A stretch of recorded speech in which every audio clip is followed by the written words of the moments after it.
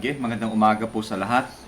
Pinupuri po natin ang Panginoon dahil ngayong umaga ay muli tayo po ay merong privilege na sambahin ang Panginoon sa katotohanan at Espiritu. Sa pag-start po natin, I'd like to invite everyone to open your Bibles sa Psalm chapter 36. Psalm 36.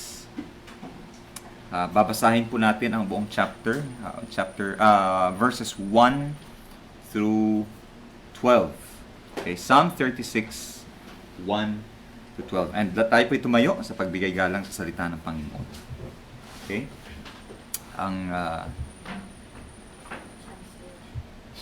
Okay. Verse 1, the transgression of the wicked saith within my heart, that there is no fear of God before his eyes. For he flattereth himself in his own eyes, until his iniquity be found to be hateful. The words of his mouth are iniquity and deceit. He hath left off to be wise and to do good. He deviseth mischief upon his bed. He setteth himself in a way that is not good. He abhorreth not evil. Thy mercy, O Lord, is in the heavens, and thy faithfulness reacheth unto the clouds. The righteousness is like the great mountains. Thy judgments are a great deep. O Lord, thou preservest man and beast. How excellent is thy loving kindness, O God! Therefore the children of men put their trust under the shadow of thy wings.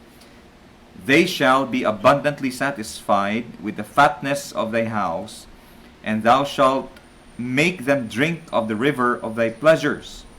For with thee is the fountain of life. In thy light shall we see light.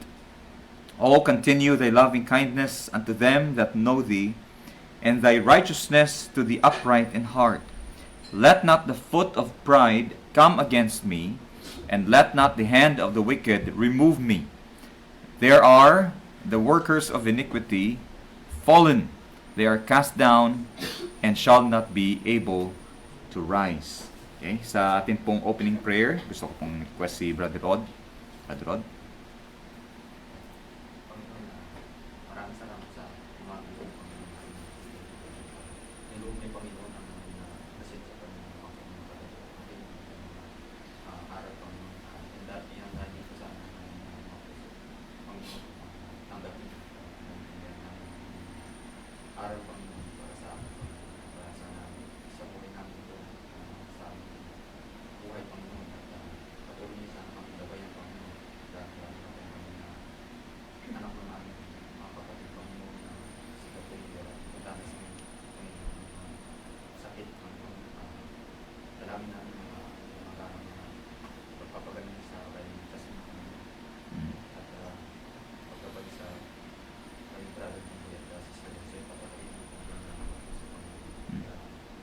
Sana Panginoon na patuloy kami na magsilbi sa inyo Panginoon. Lagi niyo kaming gabayan. Huwag niyo po kaming pabayaan Panginoon.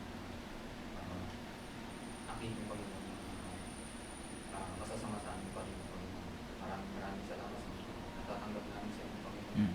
Tariglaan namin sa salita Panginoon. Sana ito ay tumatak sa aming puso at isipan Panginoon. Gagamit namin sa aming buhay Panginoon. Maraming salamat sa araw ito Panginoon. Tatanggapin namin mga isa. Amen. Okay? Maupo po ang lahat. So sa sulat po ni King David, okay, ang tanong po natin ay paano natin sasambahin ang Diyos kung ang kasamaan at ang gumagawa ng masasama ay para bang namamayagpag o para bang lalong dumarami at lalong nagiging makapangyarihan at para bang wala nang makakapigil sa kanilang mga ginagawa. Katulad po ng sinasabi dito, ang pagkasala daw ng masasama, okay, ang sinasabi nila sa kanilang mga puso. At kahit mismo si David, nakikita niya na para bang walang takot sa Diyos sa kanilang mga mata. Okay? Walang takot, kaya sila gumagawa ng kasamaan. And I believe na pag ang tao ay walang takot sa Diyos, doon talaga nag-uumpisa yung kanyang yung kanyang courage, yung kanyang tapang para gumawa ng masasama o para gumawa ng kasamaan. That's why, kung meron mang isang bagay na dapat unahing ituro sa isang tao, sa bata, matanda, binata o kung sino man, ang unang-unang dapat ituro sa kanya ay ang takot sa Diyos. Okay? The fear of the Lord is the beginning of wisdom and understanding. Sabi pa dito in verse 2, okay, na yung word na flattereth, ano pa, parang parang pinupuri pa niya yung sarili niya habang gumagawa siya ng kasamaan. Dahil nga, sa tingin niya, wala namang Diyos, at kung meron man, wala siyang takot sa Diyos, at yung kanyang mga ginagawa ay wala namang pumipigil sa kanya. At kung meron mang magtangkang pumigil sa kanya, alam niya kaya niyang idaan sa kanyang kalakasan, kapangyarihan, impluensya. Okay? Kaya sa verse 3, sabi niyan, the words of his mouth are iniquity. Lahat ng lumalabas sa kanyang mga bibig ay pawang kasamaan, pawang kasinungalingan. Okay? And he hath left off to be wise and to do good. Iniwan niya na yung pagtangkang gumawa ng kabutihan, ng gumawa ng mga bagay na kanalulugdan ng Panginoon. Lahat yan ay wala na sa kanya. Okay? Ibig sabihin, yung puso niya talaga. Kaya nga, kahit sa may verse 4, sabi dyan, kahit nasa kanyang tulugan, he deviseth mischief upon his bed. Kahit yung magpapahinga na at kalimutan na lahat, itong taong ito o ang mga taong ito, ang iniisip nila ay paano ba lalong makagawa ng kasamaan. Kung kurakot, paanong lalong mangurakot. Yung mga masinungaling, paanong lalong magsinungaling. Yung nangangalunya, paano bang lalong madadagdagan yung kanyang pangangalunya. Yung nananakit, pumapatay, ang iniisip niya, sino na naman kaya ang next na bibiktimahin niya. They always try to devise and increase their sins and transgressions against God. In verse 4, he setteth himself in a way that is not good, he abhorreth not evil. Okay? And I think, kung titingnan natin sa paligid natin, yung mga walang Diyos, yung mga walang takot sa Diyos, okay? Kahit yung, di ba, yung talamak ngayon, yung katiwalian, yung pangungurakot, ang galing-galing nilang magsalita na ito ay ginagawa nila dahil ganito, ganyan, para sa paglilingkod and all that. And yet, alam natin na ito ay mga mabulaklak lamang na pananalita para dayain ang mga tao. Okay? Para dayain yung kanilang mga biktima. And yet, okay, ang kagandahan dito, sabi ni King David, kahit punong-puno ng kasamaan at katiwalian ang kapaligiran, sabi niya, ang biyaya, ang habag ng Panginoon ay nasa langit. Okay, ibig sabihin, kung meron mang panggagalingan ang biyaya, kung merong pinanggagalingan ang habag, kung meron pinanggagalingan ang katapatan, ito po ay galing sa Panginoon at hindi sa tao. Okay? Kasi, pag tinignan mo sa paligid mo, can you imagine pag tinanggal na ng Panginoon lahat ng mga Kristiyano? O pag tinanggal na ng Panginoon lahat ng mga anak niya sa mundo at iwanan dito lahat ng mga masasama? Can you imagine kung anong pwedeng mangyari sa mundo? Okay? Kaya nung sinabi ng Panginoon na tayo yung asin ng mundo, hindi po ito nagbibigay lang ng lasa. Ang asin kasi ay nagpipreserve din. Okay? Nagpipreserve ng isang bagay para hindi agad mabulok. And I believe the reason why itong mundong ito ay nagpapatuloy pa rin at meron pa rin kabutihan at nandito pa rin ang biyaya ng Panginoon, hindi para sa mga masasama. I believe ito ay para sa kanyang mga anak. Okay? Kaya niya iniingatan, kaya niya pinapadalhan ng mabubuting bagay, kanyang biyaya and all that. It's because andito pa yung mga anak niya. Pero imagine, pag tinanggal na ng Panginoon ang lahat ng anak niya, kung gaano kabilis na masira at mabulok itong mundong ito. Okay? Kaya sabi ni King David, yung habag ng Panginoon ay nasa langit, ang katapatan ng Panginoon ay umaabot sa mga clouds, okay, sa sky, and sabi niya, thy righteousness is like a great mountain. Okay? Punong-puno man ng kasamaan sa baba, pero ang katuwiran ng Panginoon ay hindi mo maitatanggi. Okay? Kahit ito, maglalakad-lakad ka, at lalong na sa Kalamba kami, ay ang daming ang traffic and all that, parang ang gulo-gulo ng lugar, pero makikita mo yung Mount Makiling talaga, hindi mo maitatanggi. Nakatayo dyan. At sabi ni David, yung katuwiran, yung righteousness ng Panginoon, na na kay Kristo ay katulad ng isang bundok. Okay? At ang kanyang karunungan, ang kanyang katarungan ay napakalalim, parang dagat, hindi mo kayang abutin. Okay? At sabi niya, siya ang nagpapanatili sa tao o nag-iingat sa tao at sa mga hayop. Okay? Verse 7, sabi niya, how excellent is thy loving kindness, O God, yung kabutihang loob ng Panginoon sa atin. Okay? Napakahiwaga. Kaya sabi niya, yung mga anak ng tao ay inilalagay nila yung kanilang tiwala sa Panginoon. Sabi niya, under the shadow of thy wings. Okay? Nagbibigay ng proteksyon sa mga anak niya. At tayo daw ay lulunurin ng Panginoon. Okay? At tatanggalin yung pagkauhaw natin. Sabi niya, and they shall be abundantly satisfied with the fatness of thy house, and thou shalt make them drink of the river of thy pleasures. Okay? Yung mga bagay na mga kinalulugdan ng Panginoon ay ipapadala din ng Panginoon sa kanyang mga anak na nagtitiwala sa kanya at lumalakad sa katwiran. Okay? Parang yung Bible study namin nung Friday, no? Sabi doon ni King David, sabi niya sa kanyang kaluluwa, kinausap niya yung sarili niya. Sabi niya, o kaluluwa ko, bakit ka nanlulumo? Okay? Bakit ka balisa? Sabi niya, magtiwala ka sa Panginoon, umasa ka sa Panginoon, dahil pupurihin mo pa lang ang Panginoon. Now, hindi ibig sabihin yan ay hindi pinuri ni David ang Panginoon. Ang ibig sabihin niya ay marami pang mga magandang bagay na pwedeng gawin ang Panginoon na magiging rason para purihin mo ang Panginoon. Okay? Hindi mauubusan ng kabutihan ng Panginoon.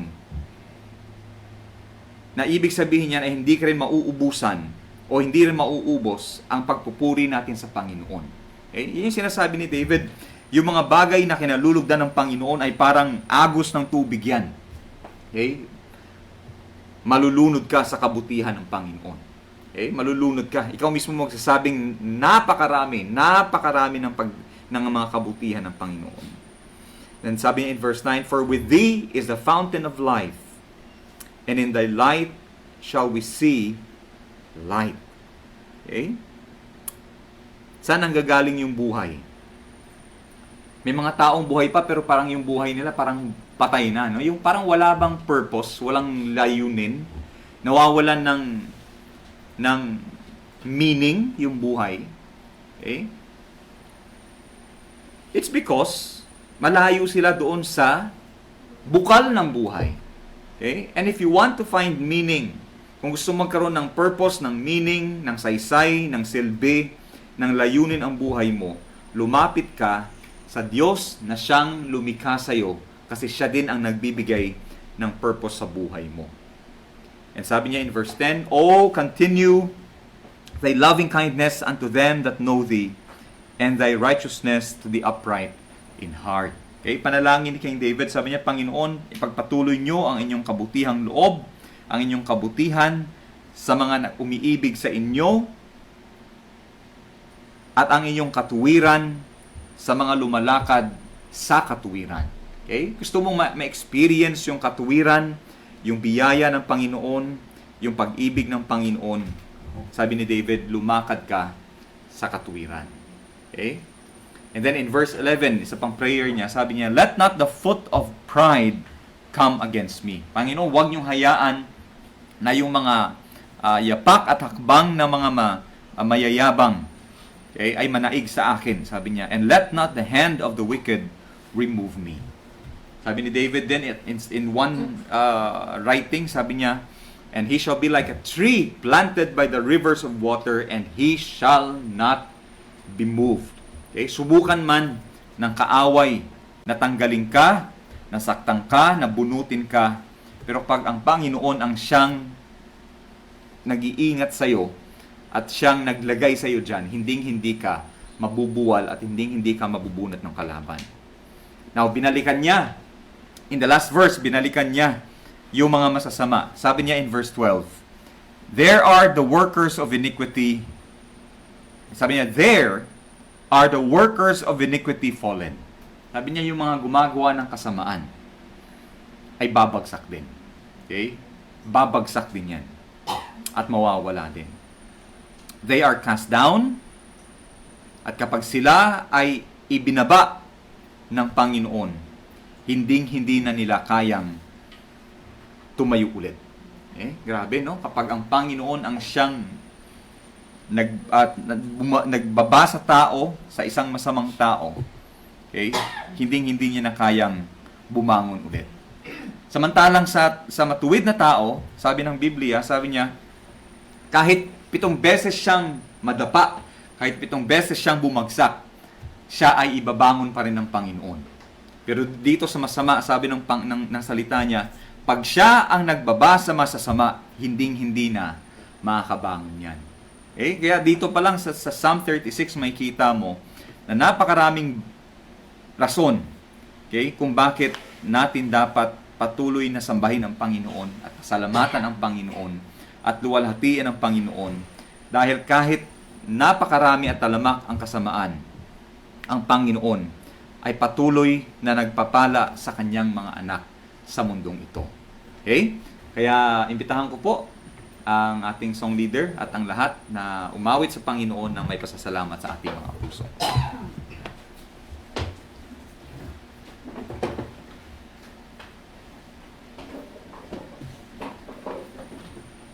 Morning pa sa lahat.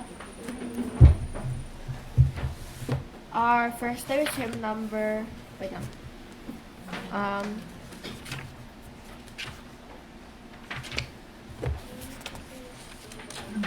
265.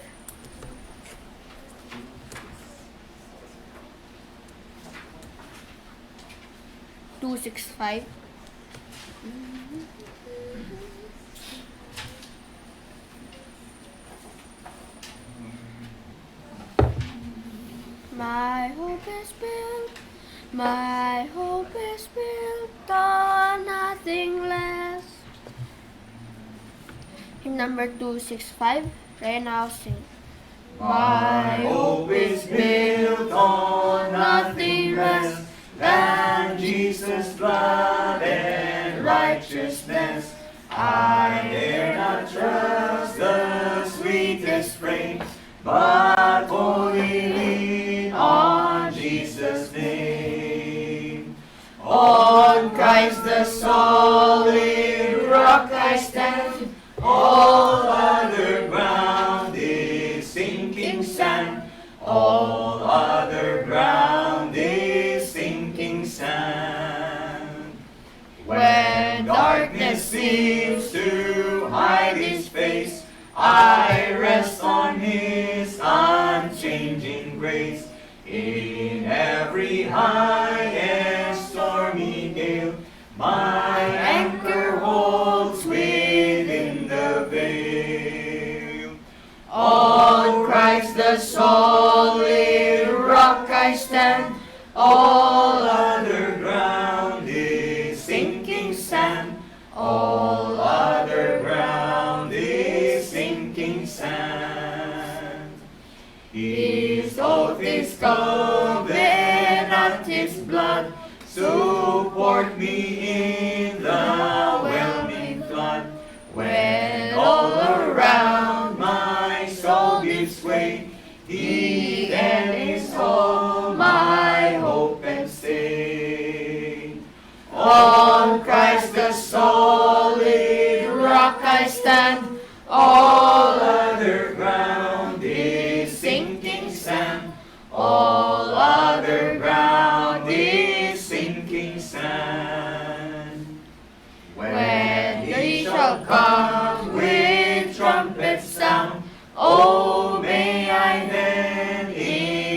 him be found, dressed in his righteousness alone, faultless to stand before the throne.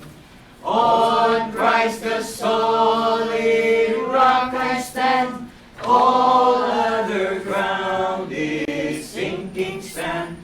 All other ground is sinking sand. Our next hymn is hymn number 275. Wait na.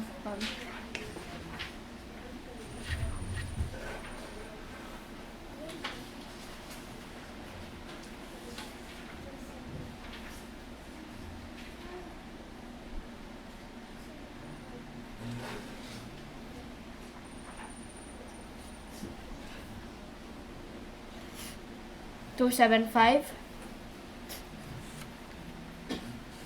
Have faith in God when your pathway is lonely. Have faith in God. Hymn number 275 right now.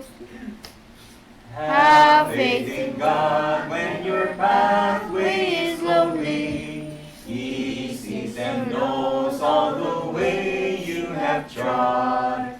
Never alone are the least of his children. Have faith in God. Have faith in God. Have faith in God. He's on his throne. Have faith in God. He watches o'er his own. He cannot fail. He must prevail. Have faith in God. Have faith in God. Have faith in God when your prayers are unanswered. Your earnest plea He will never forget. Wait on the Lord, trust His word, and be patient. Have faith in God, He'll answer yet. Have faith in God, He's on His throne. Have faith in God, He watches o'er His own. He cannot fail, He must prevail. Have faith in God, have faith in God. Have faith in God in your pain and your sorrow. His heart is touched with your grief and despair. Cast all your cares and your burdens upon Him, and leave Him there, oh leave them there. Have faith in God, He's on His throne. Have faith in God, He watches o'er His own. He cannot fail, He must prevail. Have faith in God, have faith in God. Thank you. May I call on Brother Liam for more hymns?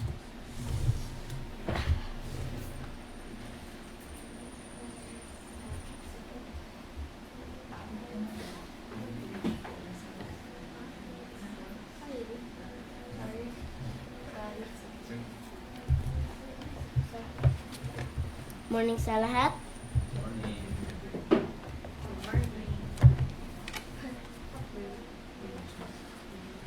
Our first hymn is hymn number 390.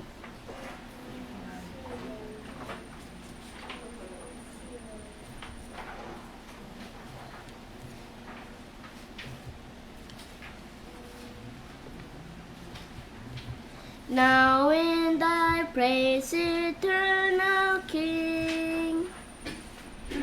Hymn number 390. Ready, sing.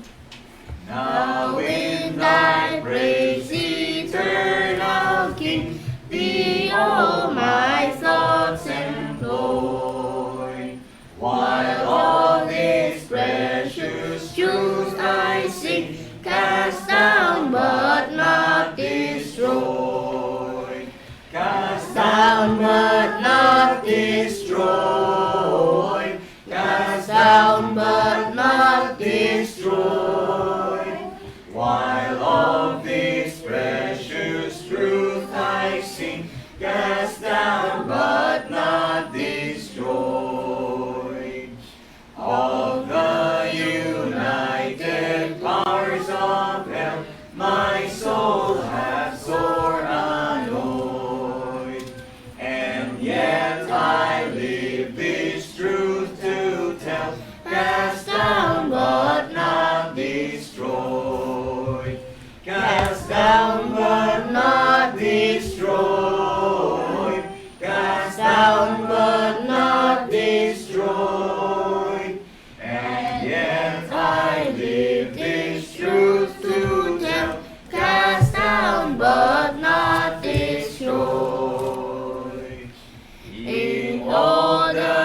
path through which I've passed, what mercies I've enjoyed.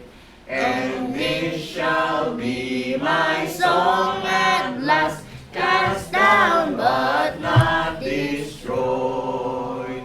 Cast down but not destroyed. Cast down but not destroyed. And this shall be my song at last, cast down but not destroyed. When I with God in heaven appear, there shall I Him adore. Destroyed shall be my sin and fear, and I cast down no more. And I cast down no more. And I cast down no more. Destroyed shall be my sin and fear, and I cast down no more. Our next hymn is hymn number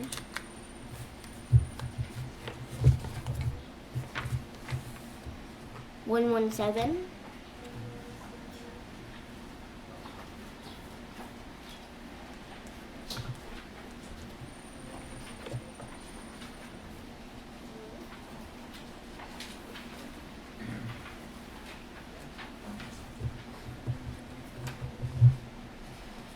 There were 99. Hymn number 117. Ready, sing. There were 99 that safely lay in the shelter of the fold, but one was out on the hills far away, far off from the gates of gold. Away in the mountains wild and bare, away from the tender shepherd's care, away from the tender shepherd's care. Lord, thou hast here thy 99, are they not enough for thee? But the shepherd made answer, this of mine has wandered away from me. And although the road be rough and steep, I go to the desert to find my sheep. I go to the desert to find my sheep. But none of the ransomed ever knew how deep were the waters close. Now how dark was the night that the Lord passed through, ere found His sheep that was lost. Out in the desert He heard His cry, weak and helpless and ready to die. 'Twas sick and helpless and ready to die. Lord, whence are those blood drops all the way that mark on the mountain's track? They were shed for one who had gone astray, ere the shepherd could bring him back. Lord, whence are the hands so rent and torn? They're pierced in the night by many a thorn. They're pierced to the night by many a thorn. But all through the mountains thunder in, and out from the rocky steep, there arose a glad cry to the gate of heaven, rejoice, I have found my sheep. And the angels echoed around the throne, rejoice, for the Lord brings back His own. Rejoice, for the Lord brings back His own. There's now Uncle and Brother Ray for our scripture reading.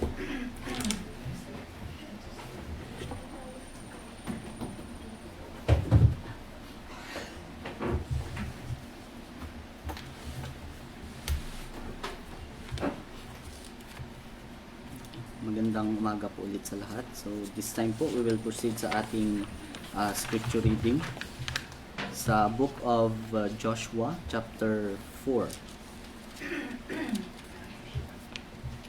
Joshua chapter 4 verses 1 to verse 24.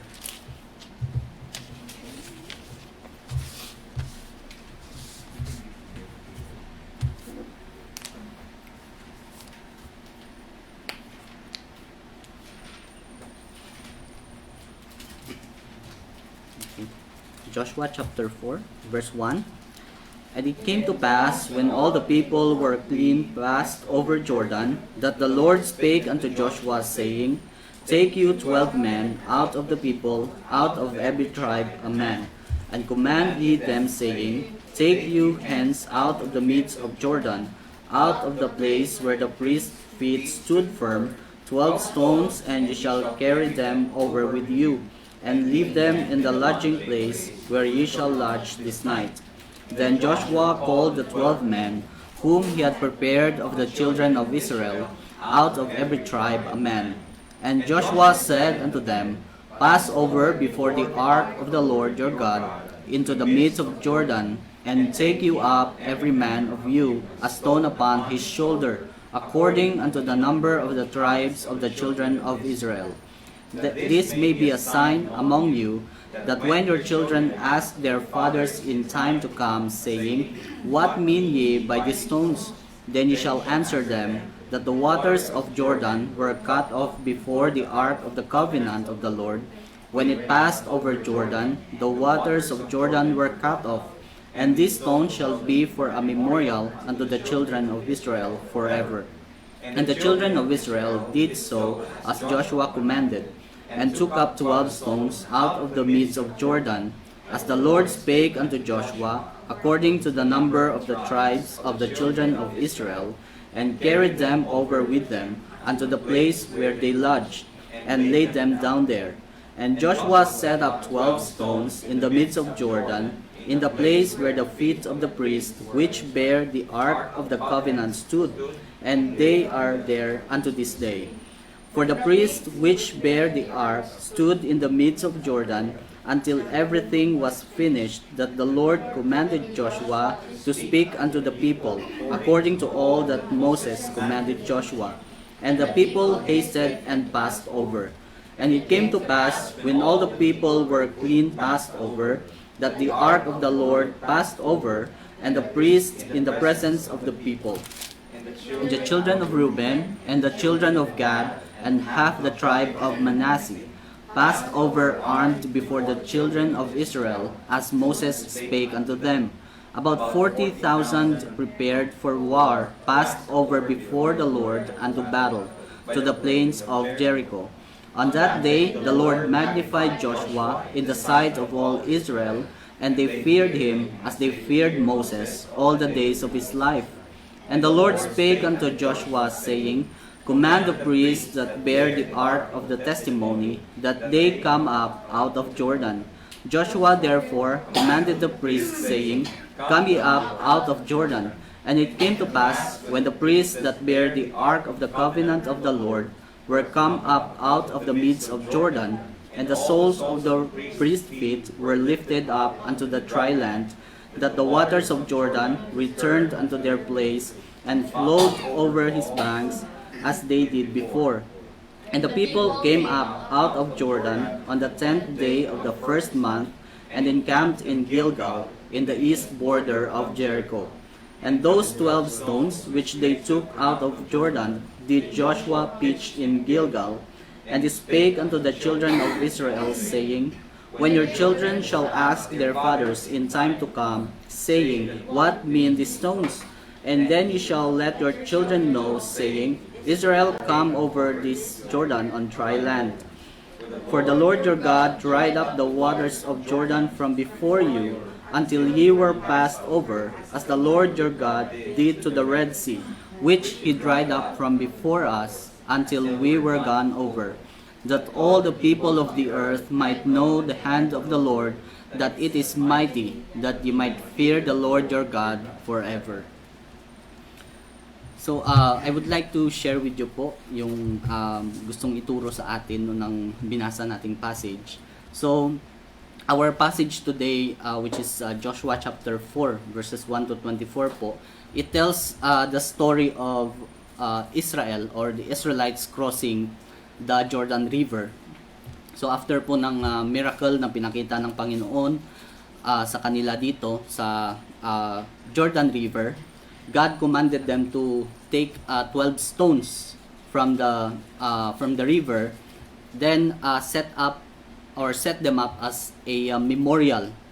So, itong mga stones na ito na kinuman sa kanila ng Panginoon, hindi po ito parang ilalagay nila as a decoration doon sa Jordan River, but it will be a reminder kung gaano po naging tapat ang Panginoon sa kanila. It will remind them of the mighty hand of God. And for this chapter po, I would like to share with you tatlong katotohanan po na ipinapakita sa atin dito. So, first one is remembering or yung pag-aalala natin sa faithfulness ng Panginoon. So, when God commanded the Israelites to take stones from the river and set them up in Gilgal as a memorial, so dito po makikita natin no na ang Panginoon ay nagbigay sa kanila ng commandment para maalala nila yung kung gaano ka-mighty yung or gaano ka tapat ang Panginoon. So sa panahon natin ngayon, isipin po natin yung 'di ba, tayo po mahilig tayong mag-ipon ng dati way back mga siguro 90s or mga panahong yon nung hindi pa uso masyado yung mga cellphone, mga gadgets. Bawat bahay po meron po talagang album na pag binuksan mo po yun, nandun lahat ng mga pictures. But now we can store those pictures, those albums, videos, even videos po sa mga gadgets natin. So, doon makikita natin ng mga birthdays, graduations, weddings, even yung mga previous na pinagdaanan natin, mga kahirapan na na-survive natin, minsan nandun na rin sa album na yun. So, they are there to remind us. And of course, at the same time, to strengthen our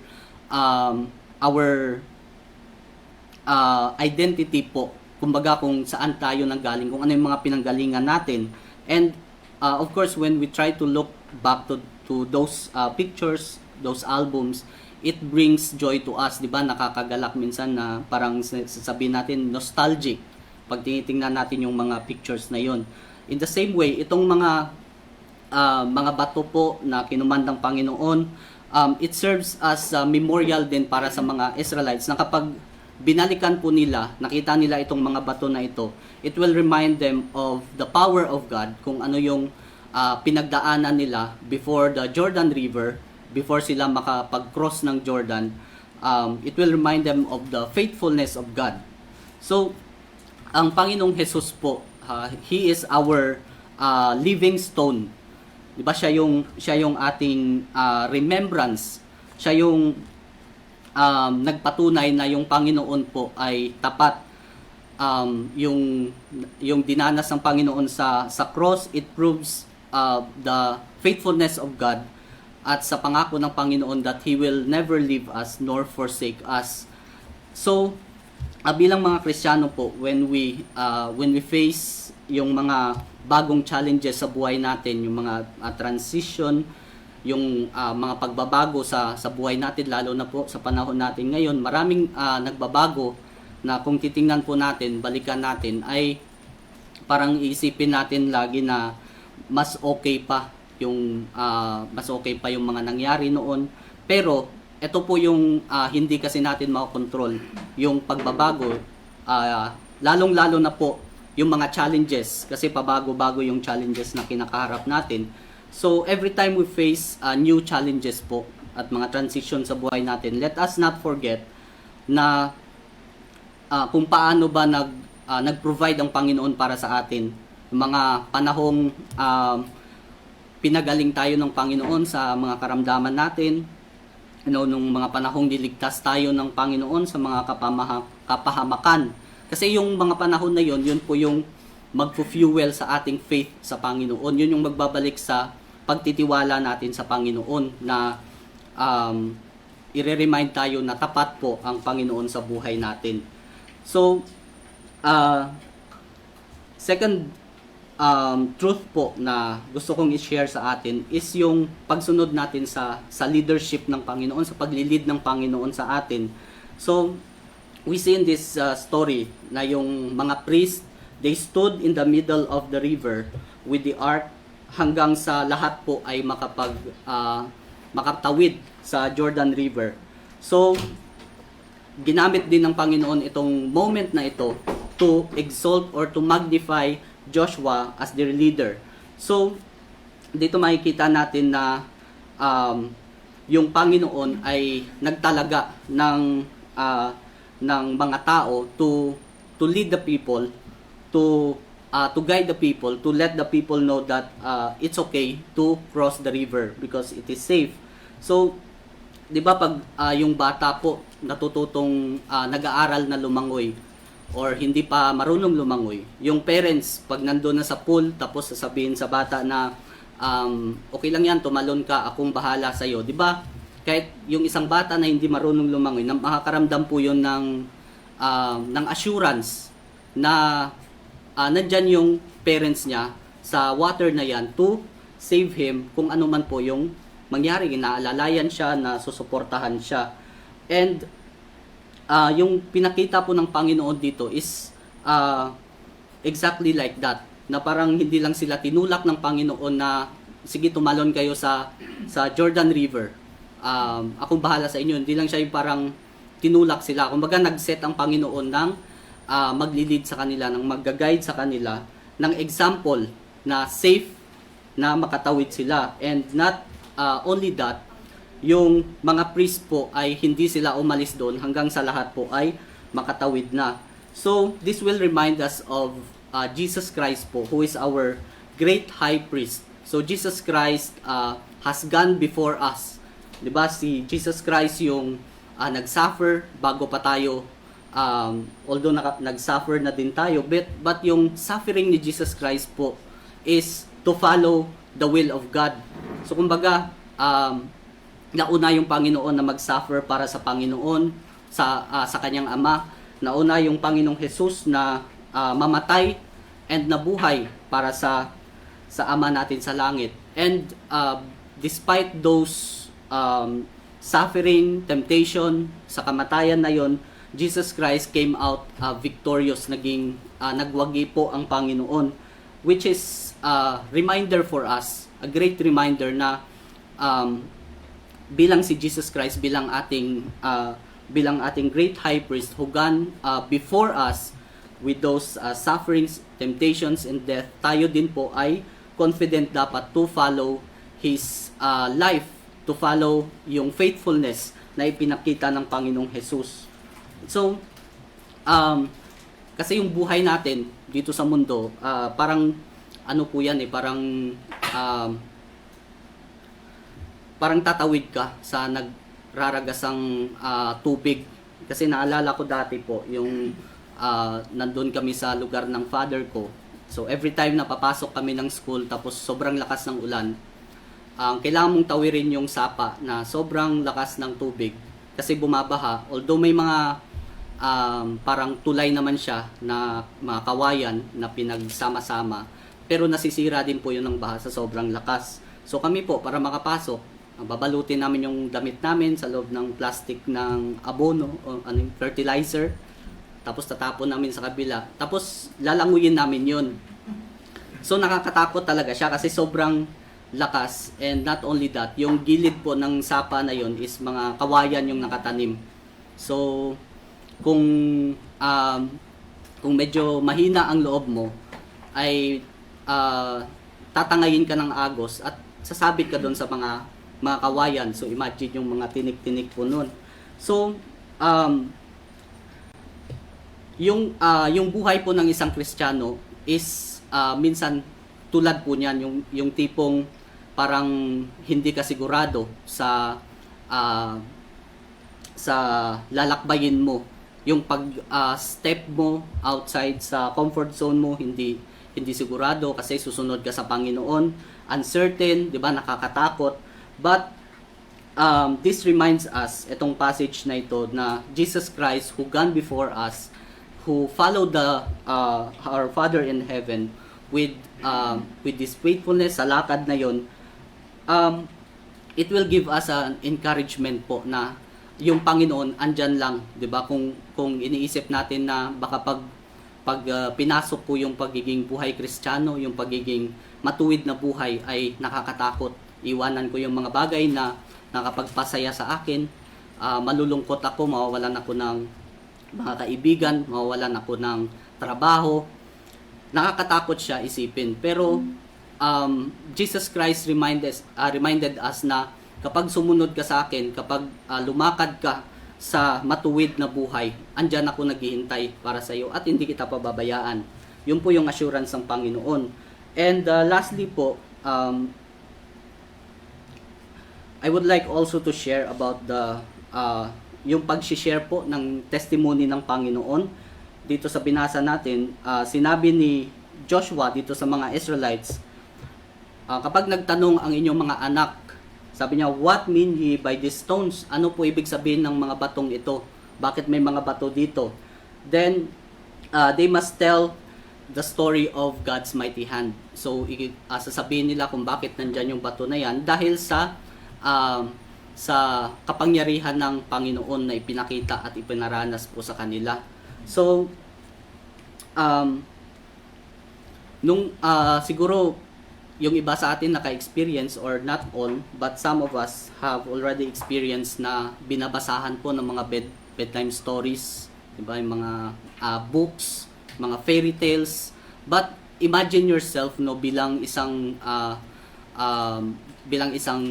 grandparent, diba? Sa mga apo mo, babasahan mo sila, kukwentuhan mo sila, pero hindi mga fairy tales po yung ikukwento natin, kundi yung buhay natin sa paglakad sa Panginoon. Kumbaga, paano naging tapat yung Panginoon sa buhay natin, ano yung mga pinagdaanan natin na masasabi talaga natin na kasama ko ang Panginoon sa lakad, sa pagsubok na yan, kaya ko siya nalampasan.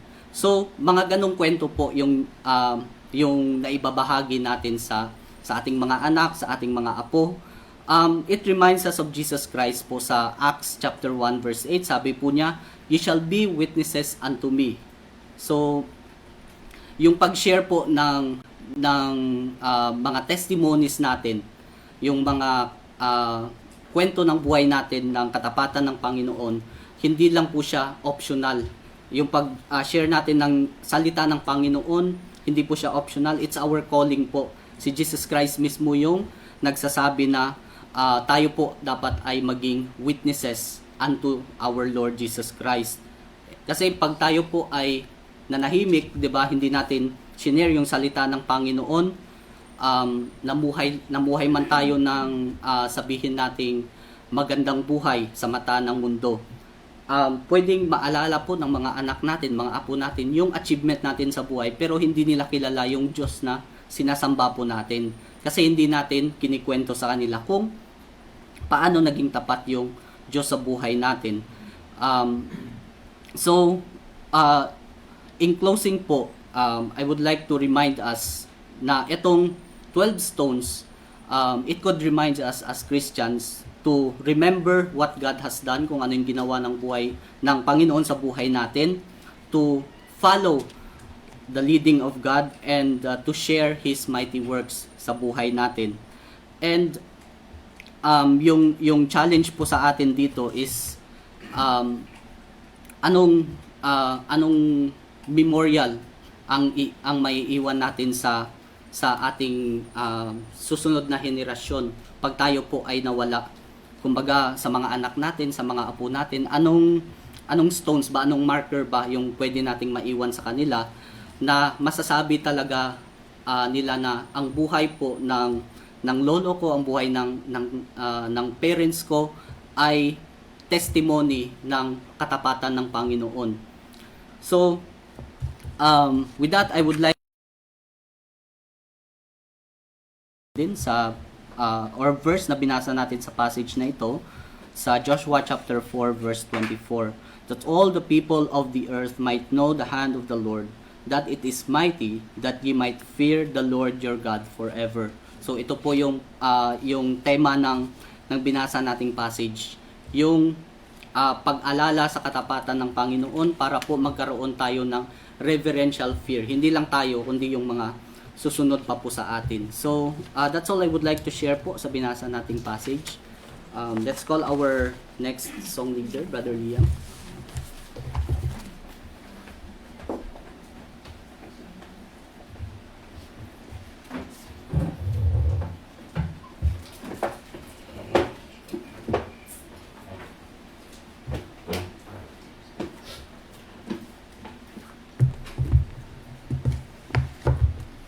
Our next hymn is hymn number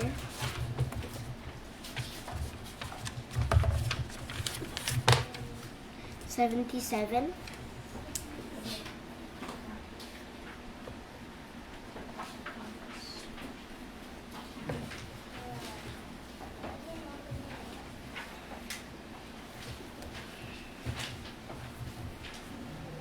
O Lord my God, when I'm in awesome wonder.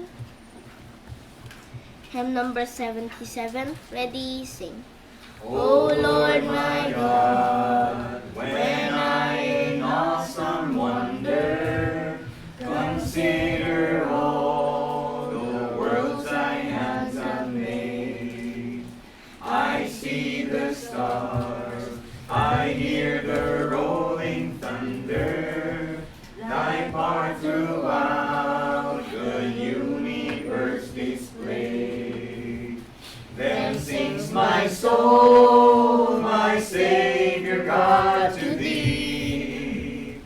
How great thou art, how great thou art. Then sings my soul, my Savior God, to thee. How great thou art, how great thou art. When through the woods and forest glades I wander, and hear the birds sing sweetly in the trees.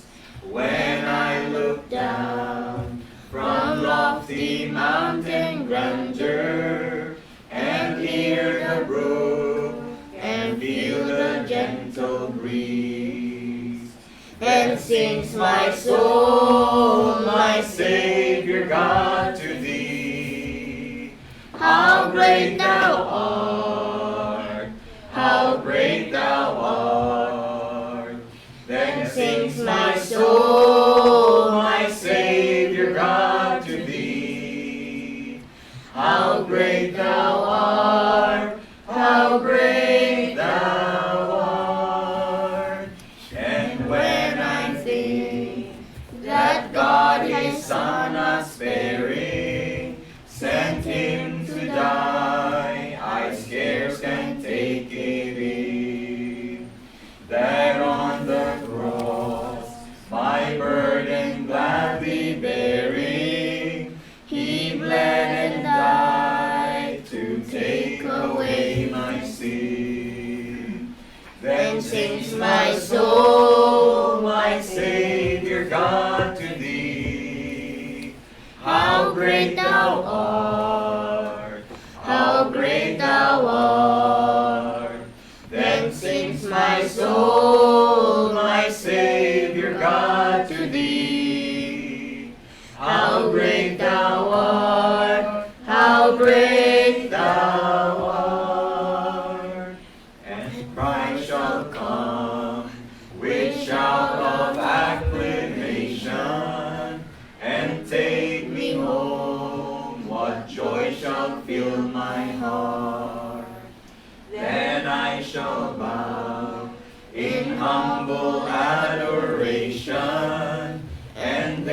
proclaim, my God, how great thou art. Then sings my soul, my Savior God, to thee. How great thou art, how great thou art. Then sings my soul, my Savior God, to thee. How great thou art, how great thou art. Let's now call on Elder Dan for our message this morning.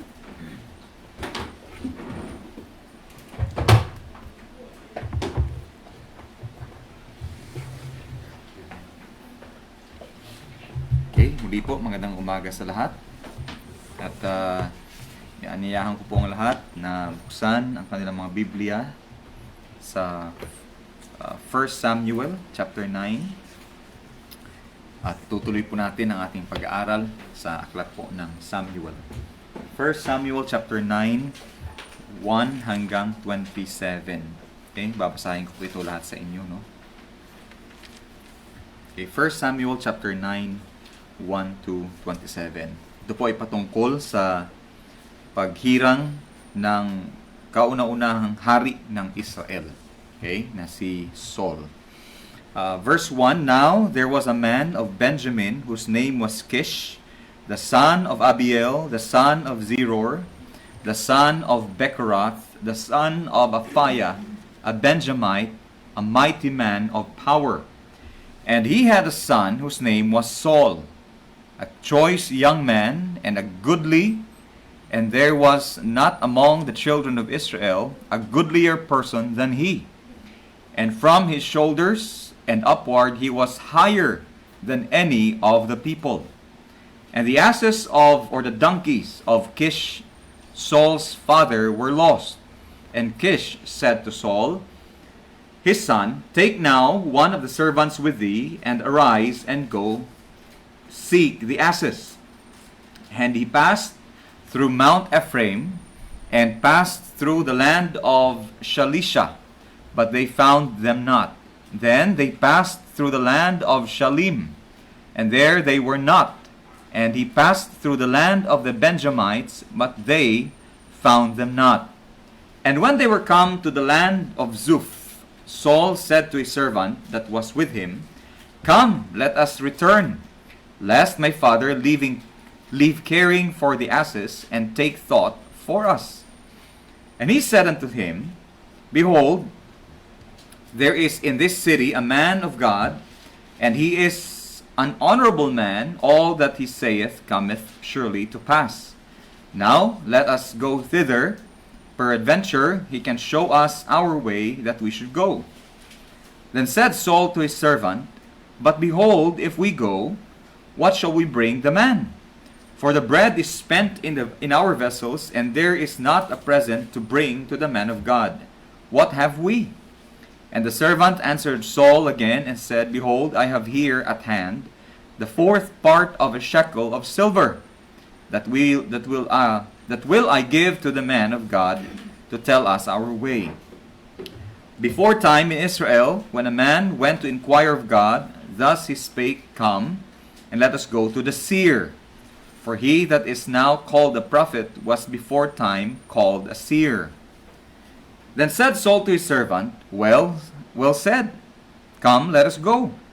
So they went unto the city where the man of God was, and as they went up the hill to the city, they found young maidens going out to draw water, and said unto them, Is the seer here? And they answered them and said, He is. Behold, he is before you. Make haste now, for he came today to the city, for there is a sacrifice of the people today in the high place. And as soon as ye be come into the city, he shall straightway find him before he go up to the high place to eat, for the people will not eat until he come, because he doth bless the sacrifice, and afterwards they eat that be bidden. Now therefore get you up, and for about this time ye shall find him. And they went up into the city, and when they were come into the city, behold, Samuel came out against them for to go up to the high place. Now the Lord had told Samuel in his ear a day before Saul came, saying, Tomorrow about this time I will send thee a man out of the land of Benjamin, that thou shalt anoint him to be captain over my people Israel, that he may save my people out of the land of the Philistines. For I have looked upon my people, because their cry is come unto me. And when Samuel saw Saul, the Lord said unto him, Behold the man whom I spake to thee of. This same shall reign over my people. Then Saul drew near to Samuel in the gate, and said, Tell me, I pray thee, where the seer's house is. And Samuel answered Saul, and said, I am the seer. Go up before me unto the high place, for ye shall eat with me today, and tomorrow I will let thee go, and will tell thee all that is in thine heart. And as for thine asses or donkey, that were lost 3 days ago, set not thy mind on them, for they are found.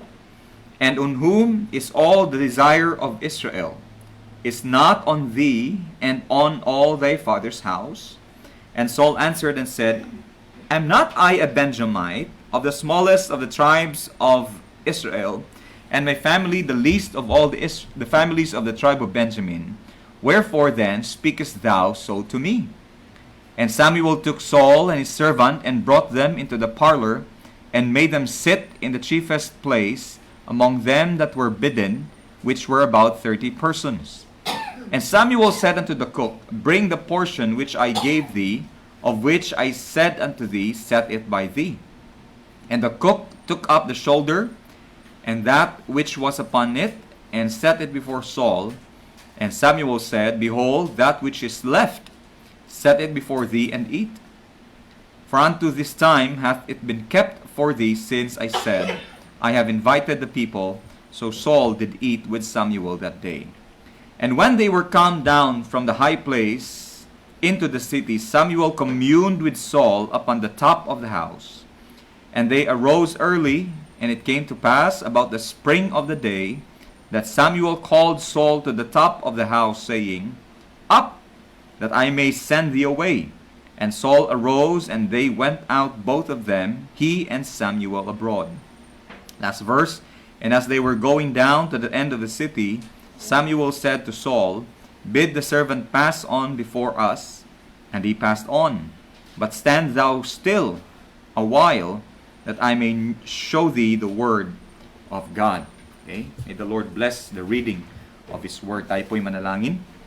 Amang banal at Diyos na makapangyarihan, na pinagmumulan ng lahat ng karunungan, Panginoon, panalangin namin na nawa ang inyong salita ang mangusap sa amin, at ang aming maipapahayag, Panginoon, ay pawang katotohanan lamang.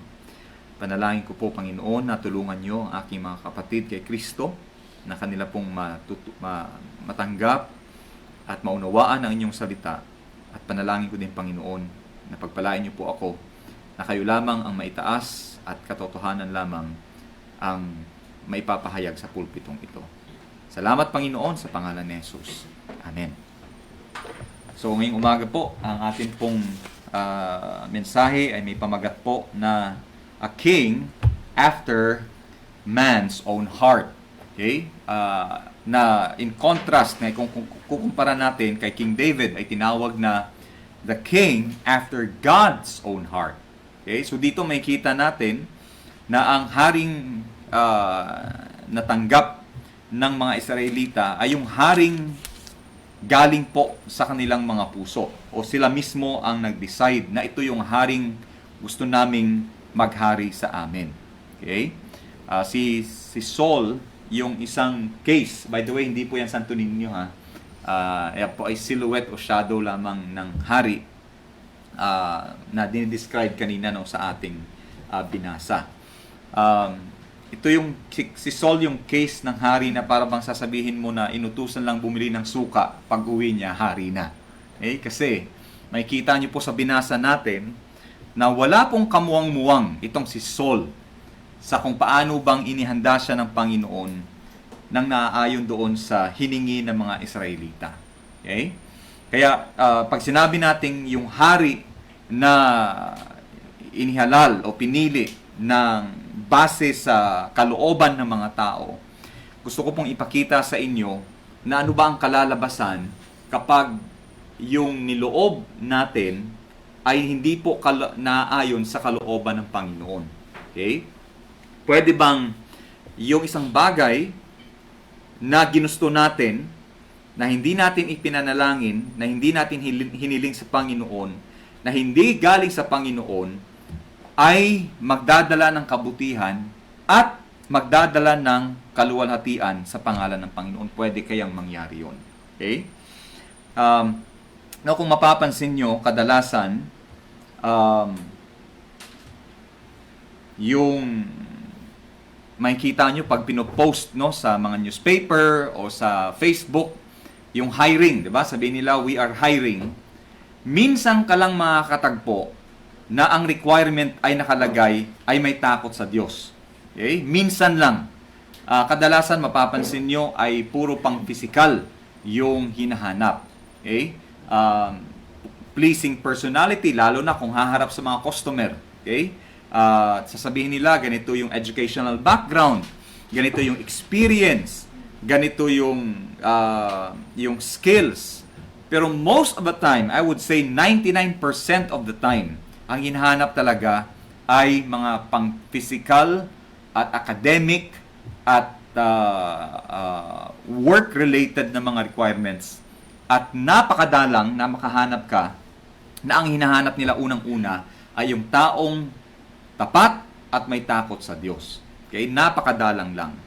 And I believe that's because this world is governed. Okay? Ang kalakaran sa mundong ito ay kadalasan talaga panlabas na anyo lamang o sa panlabas lang nakabase. At yun po ang gusto kong ipakita sa ating ngayong umaga, na kapag yan po ang naging basihan ng ating desisyon o basihan po ng ating hakbang, okay? Ang kababagsakan po niyan ay hindi po naayon sa kalooban ng Panginoon at kadalasan ay sasablay din. Okay? So sa binasa po natin dito, binigay po yung background, no? Dahil nga, kung naalala nyo nung Sunday, ipinahayag ni Samuel galing sa Panginoon na ito yung mangyayari kapag ipinilit nyo na magkaroon kayo ng hari katulad ng ibang bansa. Kung anong meron kayo ay kukunin. Yung mga anak nyo, kukunin. Yung mga dalaga, kukunin. Yung mga lupain nyo, kukunin. Maglilingkod sila. Anong magandang bagay na meron kayo ay kukunin ng inyong hari. And yet, at the end of that, ang sabi pa rin ng mga Israelita, bigyan mo pa rin kami ng hari. Gusto pa rin namin ng hari. And because of that, mababasa po natin sa chapter 9 na ginabayan ng Panginoon si Samuel para i-anoint, okay, o basbasan itong hari na naaayon po sa hinihiling ng mga Israelita. Kasi kung mapapansin nyo, bakit po natin sinasabing ito yung hiniling at ito yung ninanais ng mga Israelita? Because in the same chapter verse 20, sabi ni Samuel kay Saul, sabi niya, on whom is all the desire of Israel? Sabi niya, alam mo ba kung kanino yung kalooban ng Israel? Sabi niya, kung sino yung gusto ng Israel. Hindi mo alam, sabi niya, is it not on thee, ikaw mismo, sa'yo mismo, at sa buong angkan nyo? Okay? So dito malalaman natin na kahit hindi po siya sinabi dito na isulat, na mukhang magkaroon po ng parang pagtitipon ang mga elders ng Israel at binigay nila kay Samuel yung criteria at yung description ng gusto nilang maging hari at kung saan angkan kukunin. Okay? So in verse 1, sabi dyan, na ang hiniling nila ay manggagaling po sa pamilya ni Kish, sa tribo ni Benjamin. Okay? And so because of that, Kaya anong nangyari dito? In fact, hindi pa nga alam din ng tatay ni Saul na si Kish kung anong mangyayari.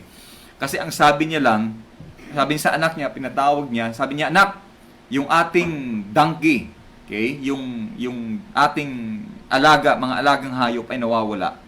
Okay, hanapin mo, kumuha ka ng isang alipin natin dyan, magpasama ka at hanapin nyo. So, umalis sila, okay, pumunta sila sa Ephraim, pumunta sila sa Shalisha, pumunta sa Shalim, pumunta sa lupain ng mga Benjamites, kumbaga parang sarili nilang lupain, okay, na nasasakupan ng mga Benjamites, hanggang sa mapadpad sila sa Zuph, okay, the land of Zuph, which is the hometown of Samuel.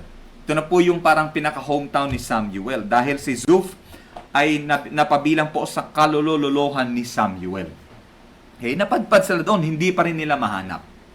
And then sabi ni Saul, sabi niya sa alipin, sabi niya, nako, hindi natin mahanap, umuwi na lang tayo, kasi mamaya wala naman ng pakialam si tatay sa mga donkey, okay, sa mga asno. Sabi niya, at mamaya mag-alala sa atin, tara umuwi na tayo. Okay? Kasi sinasabi naman dito, nasa verse 1, yung pamilya ni Kish, he is a mighty man of power. Okay? Ang ibig sabihin niyan ay makapangyarihan at mayaman yung pamilya ni Saul, lalo na yung kanyang tatay na si Kish. Sabi niya, hayaan mo na yun. Baka mamaya nag-aalala na si tatay sa akin. Now, sabi ng alipin, sabi niya, ay wag muna. Alam mo ba sa Zuph, dito sa lugar na ito, na merong isang tao ng Diyos.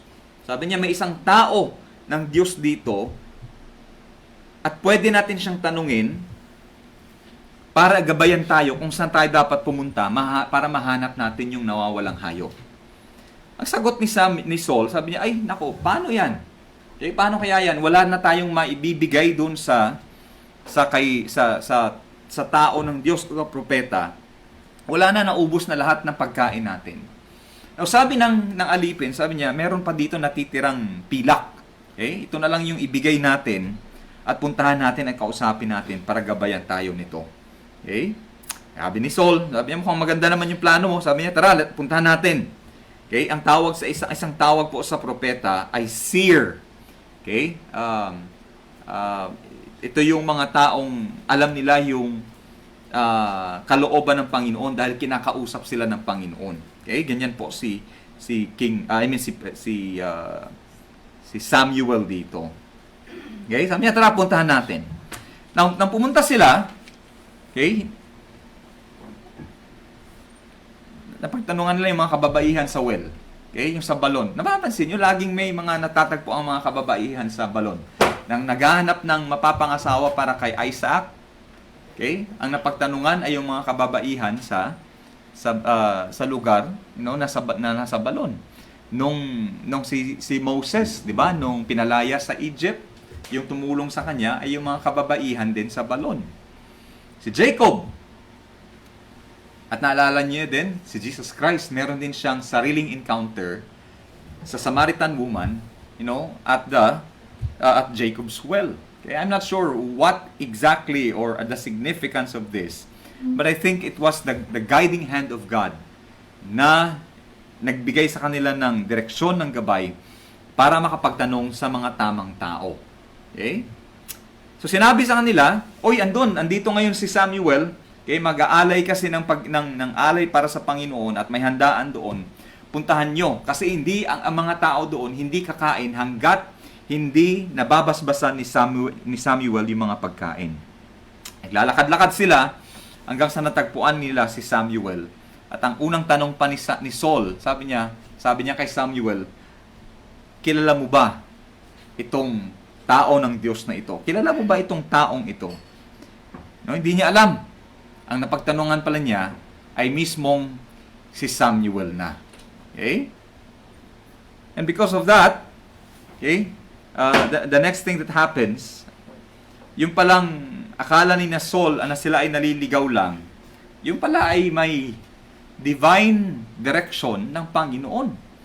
Iniisip ko nga, pati yung pagkawala ng donkey, yung pagkawala ng hayop na alaga nila, ay kasama, I really believe na kasama sa plano ng Panginoon para mapadpad itong si Saul sa lugar ni Samuel. Kasi sabi niya sa may verse 15 na nung nakaraang araw, kinausap mismo ng Panginoon si Samuel. Sabi niya, the Lord spoke to Samuel in his ear at sinabihan siya, sabi niya, bukas, mga ganitong oras din, ay may ipapadala ako sa iyo na tao.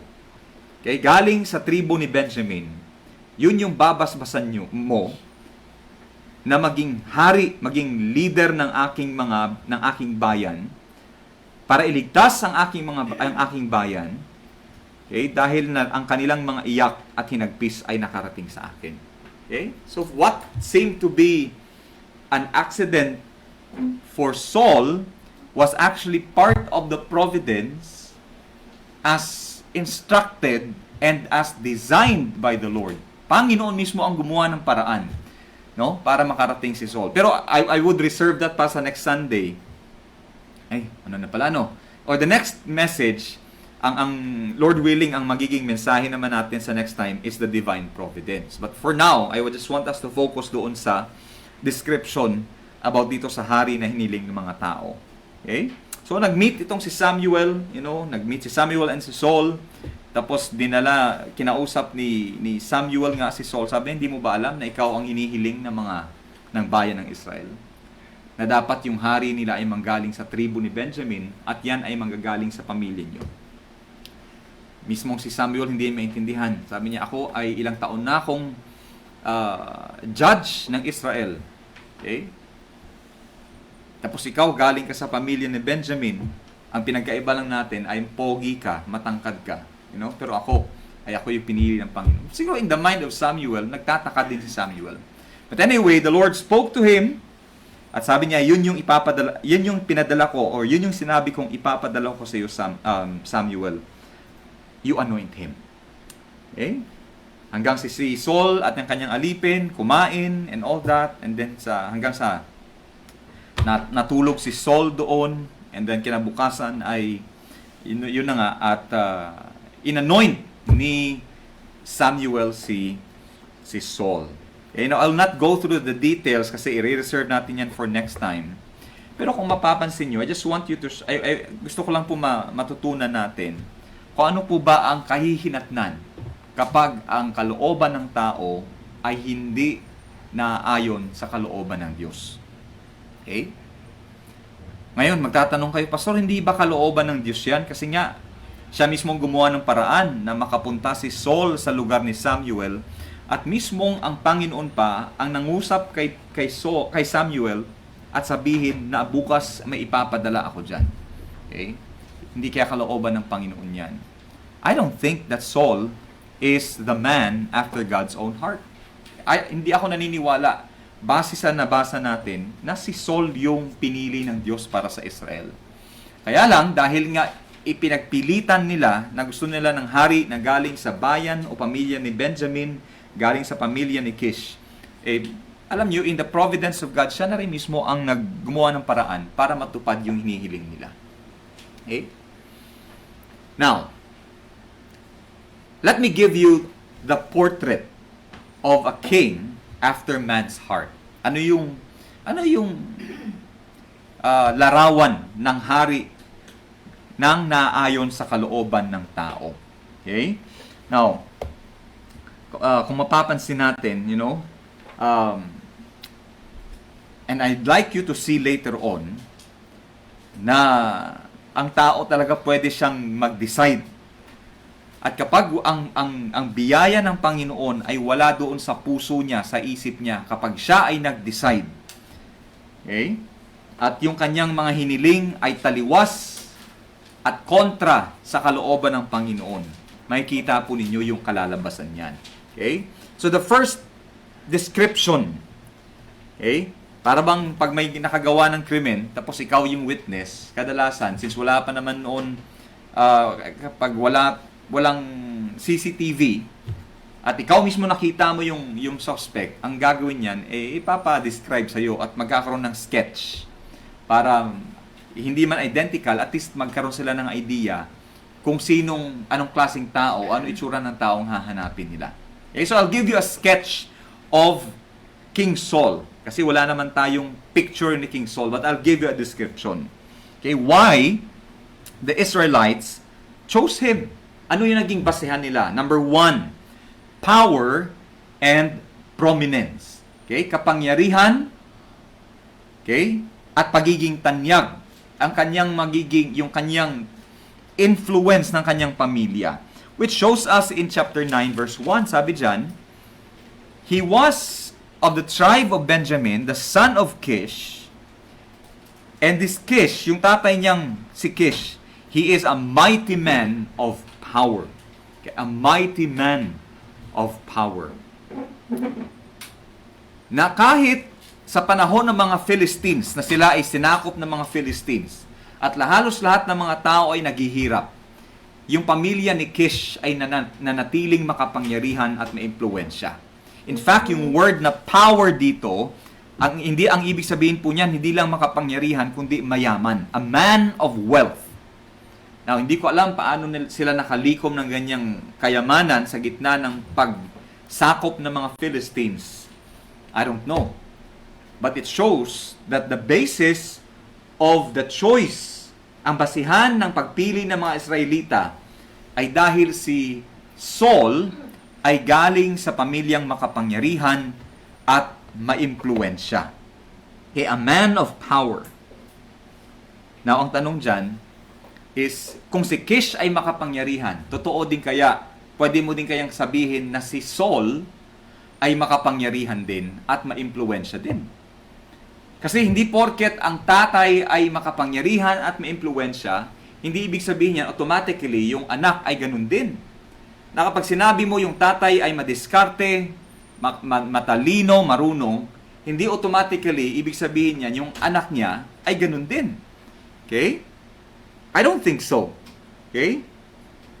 In fact, I think ito yung nagiging problema natin sa panahon natin ngayon. Katulad lang sa mga leaders natin, ay yung tatay nun magaling. Sigurado, kapag inelect natin yung anak, sigurado magaling din. O sasabihin nila, yung CEO natin, yung tatay na CEO, magaling. Yung anak niyan, magaling din. Ay, yung tatay, yung pastor natin, di ba? Yung pastor natin, yun yung tatay. Sigurado yung anak niyan ay magaling din na pastor. Okay? Without any guarantee. Wala namang kasiguraduhan. Dahil ang pagbibigay ng Panginoon ng biyaya sa tao, ay hindi po yan para bang entitlement na since nasa tatay, ay ganun din sa anak. Okay? Ang pagbibigay ng Panginoon ng biyaya sa atin at ng kakayanan natin ay individual po yan. Okay? Individual yan. Hindi yan para bang minamana na pastor. Tapos kung ano yung wisdom ng pastor na tatay, ganun din yung sa anak. Kung ano yung wisdom ng tatay na presidente, ganun din yung anak. Okay? At yung tatay kapitan, ganun din yung anak. That's not how that's not how God works. And that's not how God blesses His people. Okay? Iniisip natin minsan, yung pipiliin natin, dapat mayaman. Kasi sigurado hindi mangungurakot yan. Abay, sigurado ka ba? Kasi kung mapapansin mo, o mapapansin natin, karamihan sa mga nangungurakot sa gobyerno natin, ay hindi dahil mahirap sila. Okay? Kadalasan yung mga andyan, ay kaya sila yumaman dahil nga sa paghangad nilang yumaman at nakita nila kapag sila nasa pwesto na, ay magkakaroon pa ng mas matinding o mas malawak na opportunity para lalong makalikom ng kayamanan. I don't think, okay, kadalasan hindi po pagiging mahirap o pagiging mayaman yung kadahilanan ng pagiging kurakot o pagiging makasalanan. It's because there is really this greed. Meron talagang pagkagahaman sa puso at kaya siya naghahanap ng paraan para lalong makalikom ng salapi. Okay? That's not a guarantee. Sasabihin natin, ay galing sa mayamang pamilya yan. Sigurado, aral yan, educated yan. Galing pa yan sa ganitong school, exclusive na mga school. Galing yan sa Harvard, galing yan sa Oxford, galing yan sa kung saang school, you know? At since educated yan, sigurado maganda ang pagpapalaki dyan. Okay? Maganda ang training yan. Sigurado, maganda ang mga manners niyan. You know, may good manners and right conduct yan dahil galing sa mayamang pamilya yan. Alam nyo, hindi yan yung guarantee o nagbibigay ng kasiguraduhan na ang tao ay matuwid. Ang nagbibigay na ang tao ay lalakad at mamamahala ng matuwid ay kung yung taong yan unang-una ay may takot sa Diyos, pangalawa ay may karunungan galing sa Panginoon, pangatlo ay nagabayan ng mga mabubuting magulang na ang kanilang aral at kanilang katuruan ay galing din sa salita ng Panginoon. Pag ang puso niyan ay may takot sa Diyos at binago ng Panginoon, kahit hindi aral yan, kahit hindi galing sa magandang eskwelahan yan, kahit hindi galing sa prominenteng pamilya yan, ang taong yan ay mamamahala at maglilid ng maayos, ng naaayon sa kalooban ng Panginoon. Okay? It will not solve man's problems. Human leaders, without the blessing and guidance and enablement of God, will not be able to resolve human problems. Okay? Huwag niyong ibabase lagi. At wag nating ibabase sa ganyang klaseng criteria. O sabihin nyo, oy, ganyang pastor yung ilalagay natin, iluluklok natin, o ipapalit natin kasi galing sa magandang seminary yan. Okay? Degree holder yan. Ganito. Okay? Ang galing magsalita and all that, yung pala, ay wala namang takot sa Diyos. Aral lang, ang daming graduate po ng seminary na wala naman talagang totoong takot sa Diyos. At hindi naman talaga totoong tinuruan ng Panginoon. Kaya paglabas ng seminary, yung ine-expect nila na yung sasalo sa kanila ay napakalaking simbahan at organized na. Nung makita nila na ay hindi pala ganito, ayun, tinalikuran din yung panawagan ng Panginoon. Okay? Kaya hindi ganyan yung basehan. At hindi porket ang tatay ay ganito, ang nanay ay ganito, ay sigurado ng ganito din siya. That's not the guarantee. Okay? The gifting of God is individual. Okay? Meron lamang isa na yung tatay niya ay ganito at yung anak niya ay ganito. Walang iba kundi ang Panginoong Kristo. Okay? Yung tatay ay banal, ang Panginoong Kristo ay banal. Ang ama ay puno ng kaluwalhatian. Sabi ng Panginoong Kristo, bago pa siya pumarito sa mundo, siya din ay merong ganong klaseng kaluwalhatian na kabahagi o na meron ang ama. Okay? Ang tatay ay maibigin, ang anak ay siguradong maibigin. Ang Panginoong Kristo lang po ang ganyan. Hindi makikita sa tao yan. Okay? So they based it on power and prominence. And pangalawa, they based it on the physical. Okay? Physical ang basehan. In verse 2, and he had a son, whose name was Saul. Ang name na Saul, it means great, dakila, okay? Makapangyarihan, tanyag. A choice young man. Hindi basta-basta. Hindi siya regular na binata. Okay? Hindi regular lang na tao. A goodly. Okay? Hindi godly, ha? Goodly. And there was not among the children of Israel as goodlier a person than he.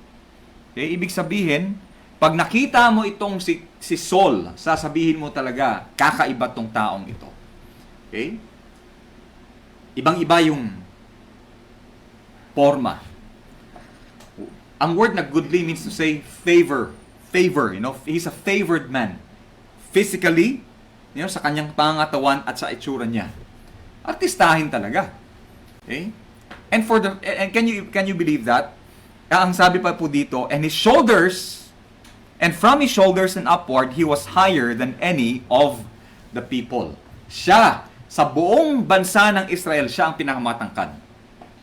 Yung height, ang regular height ng mga Hudyo ay hanggang balikat niya lang. Ibig sabihin, pag tumayo silang lahat, sa kahit hundreds or thousands yung mga nakatayo, makikita mo taga si Saul kasi ang height niya, yung mga normal na height ng Hudyo, hanggang balikat niya lang siya talaga mas matangkad. Okay? I believe siya yung literal talaga na tall. Hindi ko alam kung dark, pero for sure handsome. Okay? Physical.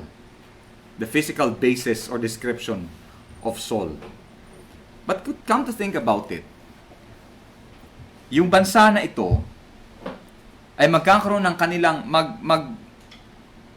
tatawid from theocracy na ang Diyos at ang kanyang hinirang yung namamahala at nagli-lead. Tapos tatawid sila sa monarchy na tao na hindi pinagpala at pinili ng Diyos ang mamamahala o maghahari. Pero ang basihan nila, kapangyarihan, impluwensya, at pogi. Grabe, no? At karamihan sa atin ngayon, sa panahon natin ngayon, pag-eleksyon, di ba? Kung hindi sila magandang lalaki o hindi sila magandang babae, kukuha sila ng endorser na maganda. Kasi syempre, i-associate yan sa kanila eh. Eh syempre, since associated sa kanila, connected sa kanila, sila ipipiliin ng tao kasi nga sila yung naaalala dahil may endorser silang artista. Kaya din pumapasok sa politics yung artista o yung mga pogit maganda dahil kahit wala silang alam, ang tao kadalasan ay nagbabase ng kanilang desisyon talaga sa nakikita. And that's perfectly exemplified by Saul as chosen by the people. Okay? Buti sana kung babae yung nag-decide. Sabihin nila, ay, yung pipiliin natin yung pogi. Samantalang yung mga kausap ni Samuel dito, mga kalalakihan. Kaya medyo nagdududa ako kung bakit. But anyway, this is just a description of the Bible, or of Samuel. Let's turn to Proverbs chapter 31. At nawa ito din yung maging basihan ng desisyon natin sa buhay, lalo na yung mga kalalakihan. Wala naman tayong single na babae dito. Okay? Kalalakihan. Tingnan niyo po ang sinasabi ng Biblia in Proverbs chapter 31 verse 30. Favor is deceitful,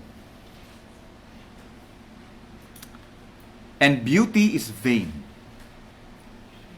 Yung physical na favor o yung physical na appearance na maganda, pogi and all that, maputi, matangkad and all that.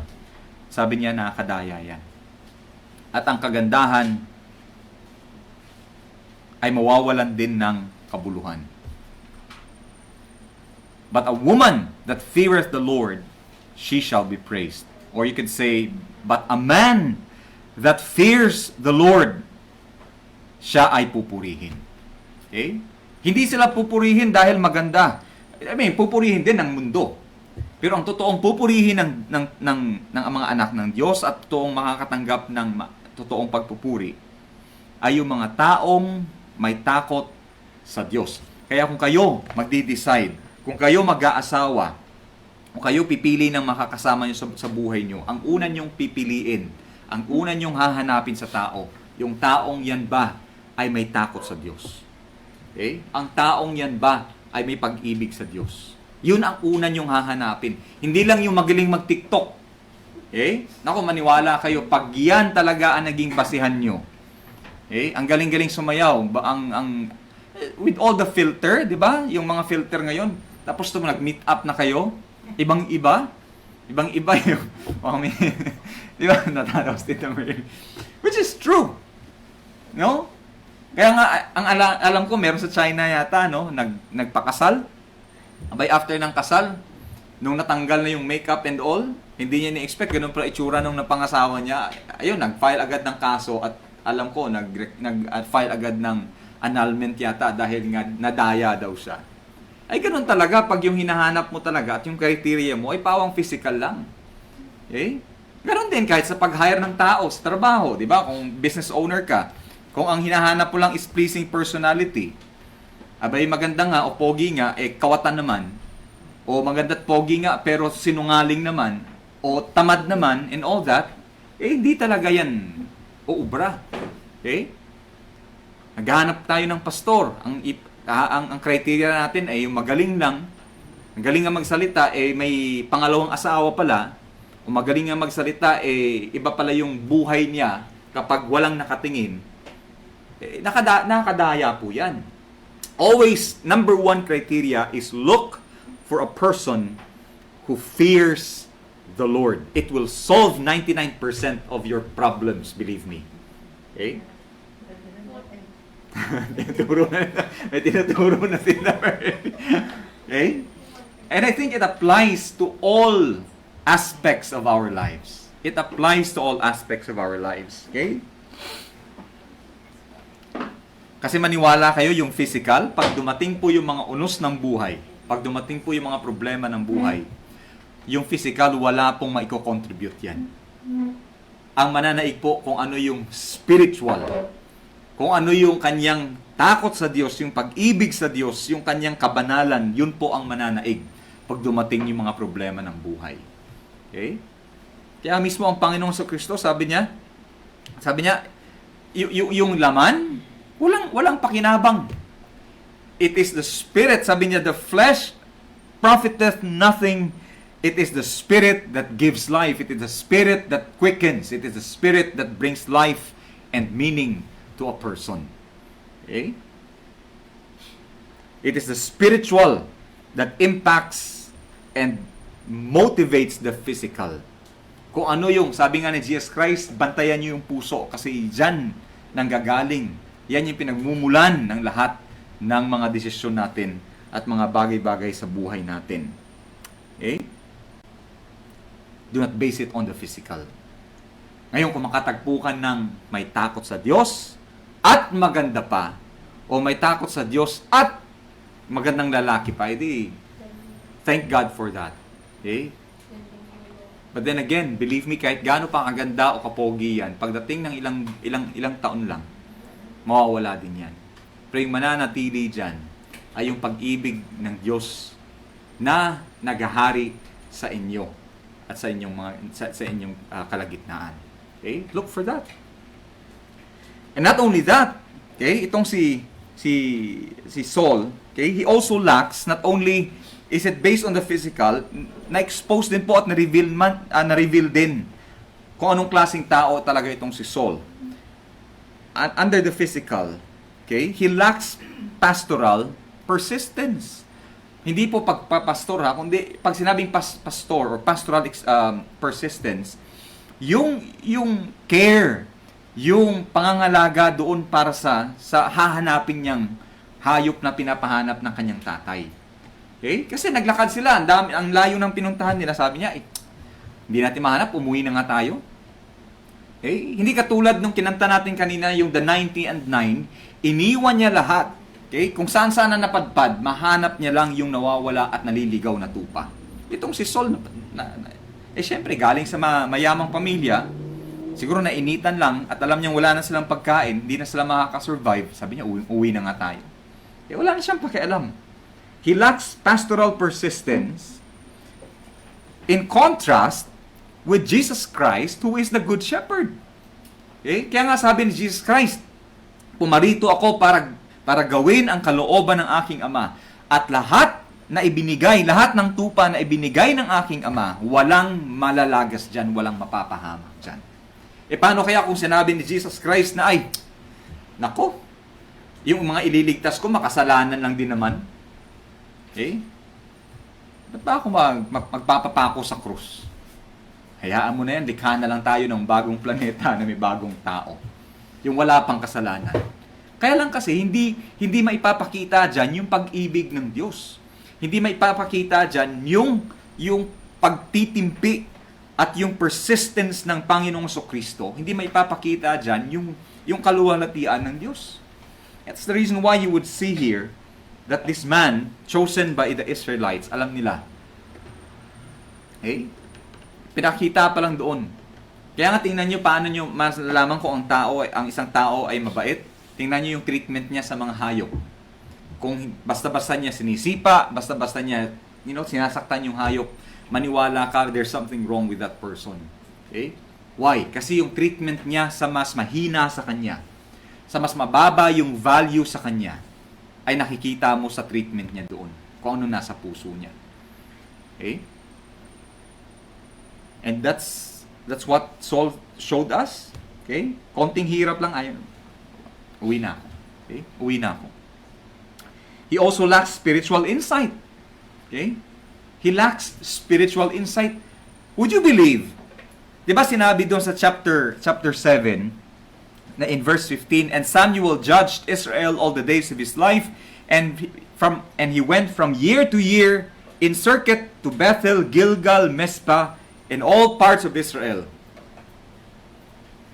Dapat kilala niya.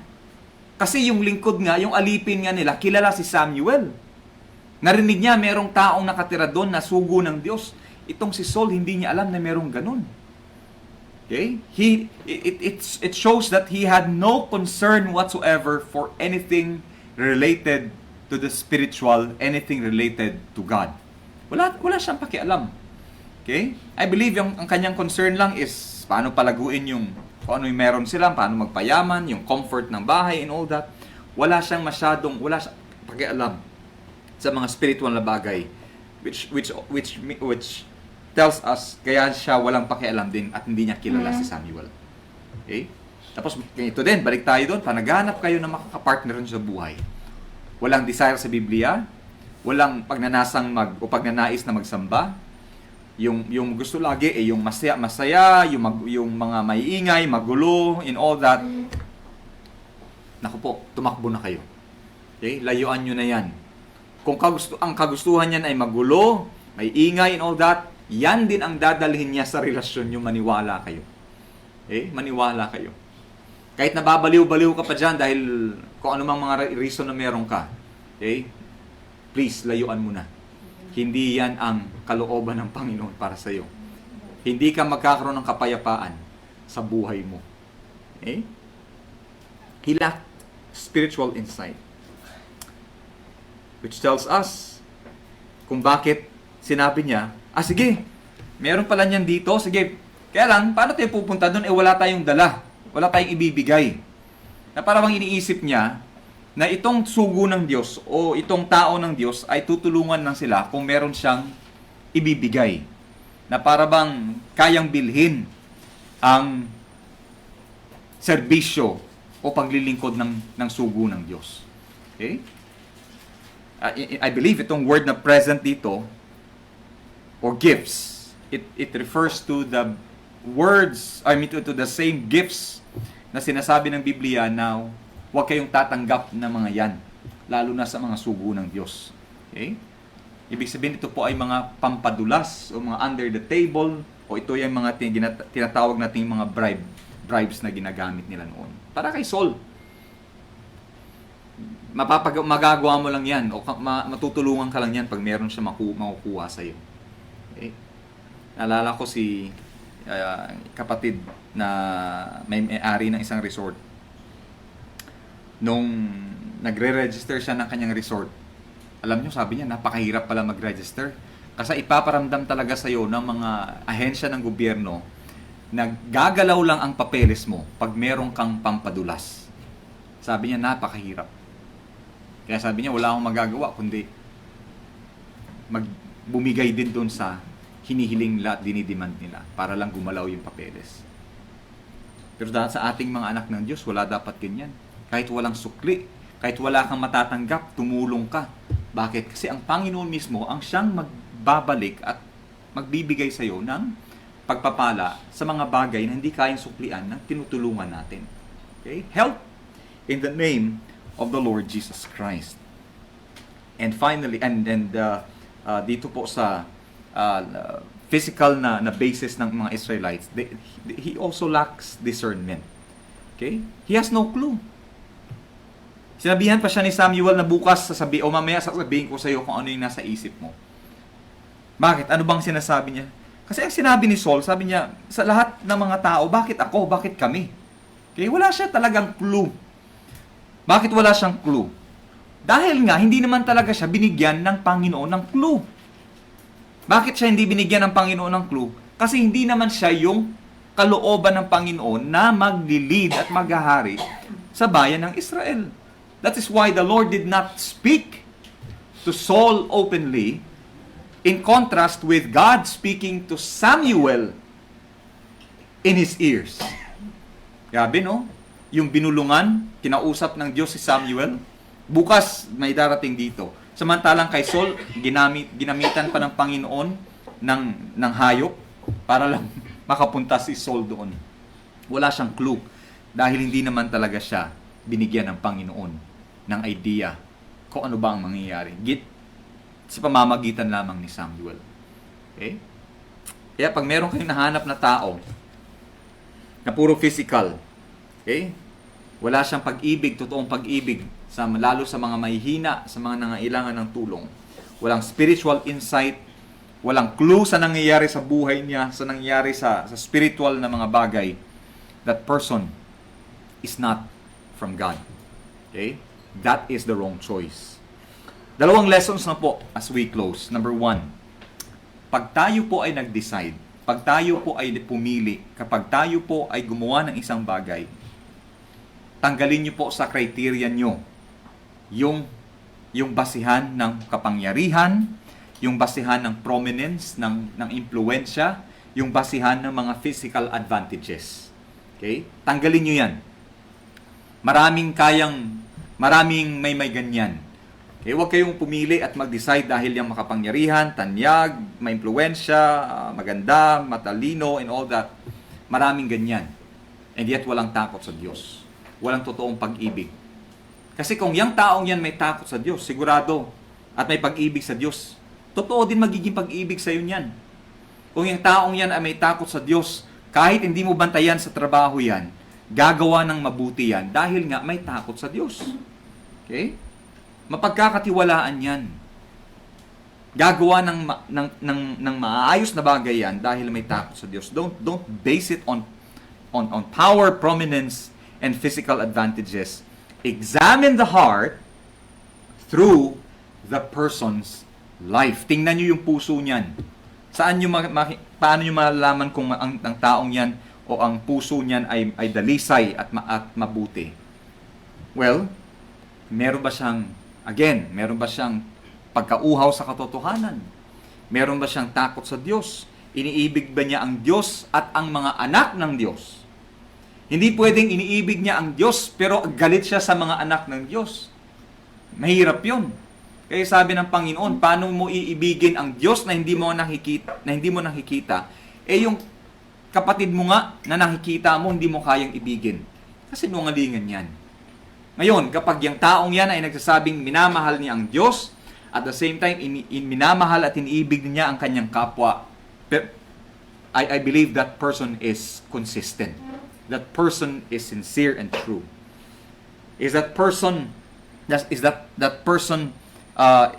he have hunger and thirst for righteousness and the truth of God? Yung taong yan ba ay may pag-ibig, may pagkauhaw, may pagkagutom sa katotohanan? That person has fear of God. Okay? That person is a spiritual person.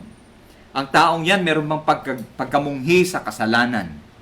At tuwing siya ay nagkakasala, siya ay nabibigatan at siya ay nalulungkot dahil siya ay nagkakasala. Ang taong yan ay may takot sa Diyos. Okay? Ang taong yan ay anak ng Diyos. So, again, tanggalin nyo na sa listahan yung mga physical. Focus on the spiritual. Secondly, and last lesson, is seek God's heart. Okay? Naisin po ninyo at alamin nyo yung puso ng Panginoon. Seek God's heart to know what His heart has for you. Alamin nyo yung kalooban ng Panginoon. Tsaka nyo malalaman kung ano yung kalooban ng Panginoon para sa'yo.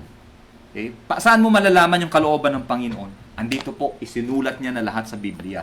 Nandyan po ang kalooban ng Panginoon.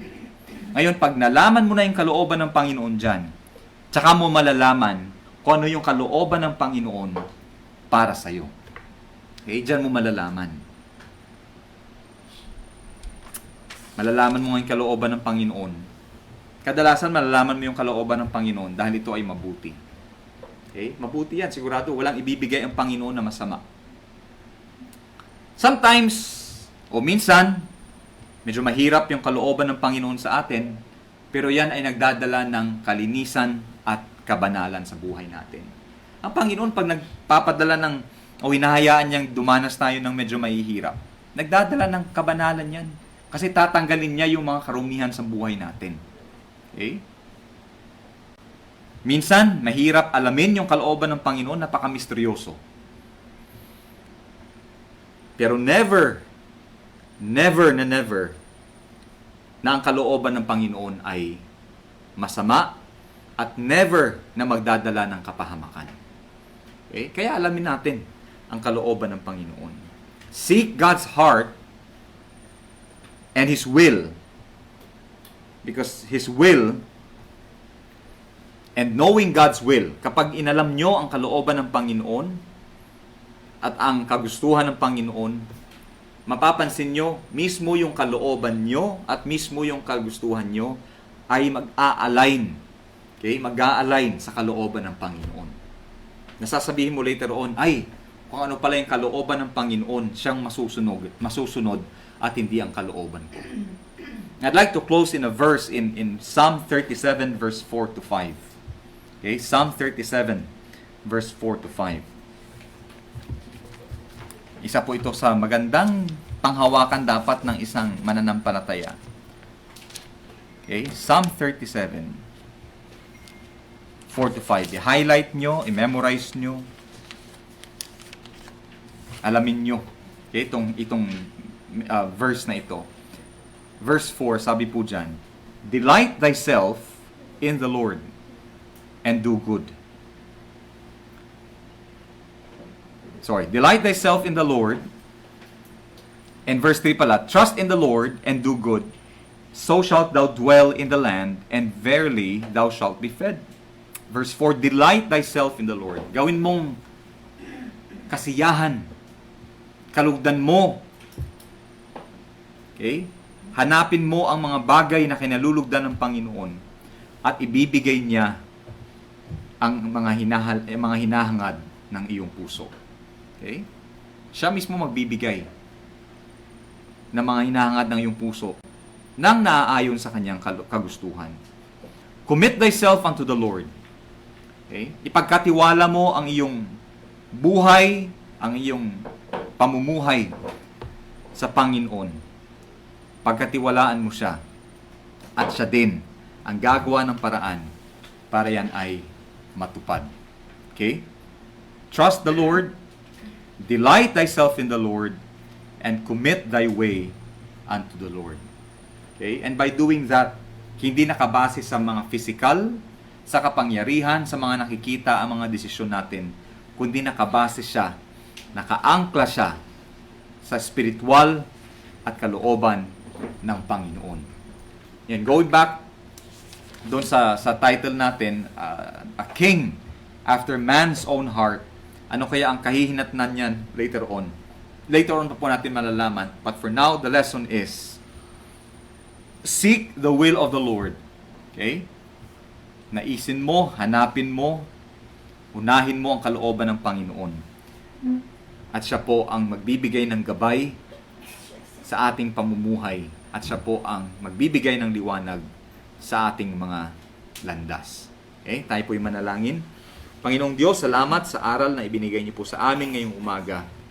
At itinuro niyo sa aming Panginoon ang kahalagahan ng paggawa ng mga desisyon at pagpili, Panginoon, ng naaayon sa mga bagay na hindi nakikita. Na dapat unahin namin, Panginoon, ang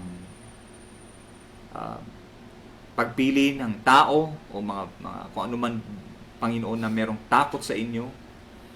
At ang aming desisyon ay nakabase, Panginoon, sa mga bagay na inyong kinalulugdan at hindi sa mga bagay na naayon sa kagustuhan ng mundo. Panalangin namin, Panginoon, na sa bawat hakbang na aming ginagawa, sa mga desisyon na aming ginagawa, Panginoon, manaig sa amin ang inyong kalooban at paggawa ng mga bagay na magdadala ng kaluguran sa inyong pangalan. Gabayan niyo po kami at patuloy niyo pong bigyan ng kagalingan ang inyong mga anak na merong karamdaman, Katulad ni Jasmine, Panginoon, ni Nanay Adi, at ang lahat pa ng aming mga kapatirang merong pinagdadaanan, Panginoon. At nawa, ang aming mga plano ay matuloy nang naaayon sa inyong kalooban, Panginoon. Ito po ang aming panalangin sa pangalan ni Jesus. Amen. Okay, tayo po tumayo at awitin natin ang ating closing hymn. The Lord bless you and keep you. The Lord lift His countenance upon you and give you peace. And give you peace, the Lord make His face to shine upon you, and be gracious unto you.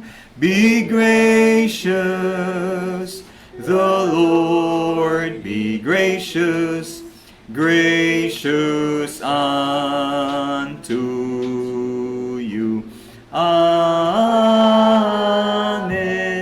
Amen. Amen. Amen. Amen.